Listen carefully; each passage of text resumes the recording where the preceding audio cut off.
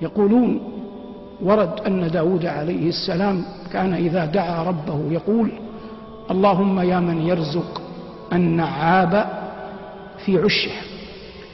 والنعاب فرخ الغراب، إذا فقس عن البيضة يكون كأنه شحمة أبيض، فينكره الغراب ويتركه لأنه لا يوافق لونه، فيسوق الله تكرما منه إليه البق، نوع من الدود، فيقف على منقار الفرخ الصغير يعجبه ريحة منقاره، فيلتقمه فيقتات منه حتى يحمم، يعني ينبت شعره فيسود، فإذا اسود شعره ألفه أبواه الغرابان وأقبل عليه وألقطاه الحب، ولا يقدر على تسخير هذا إلا الله.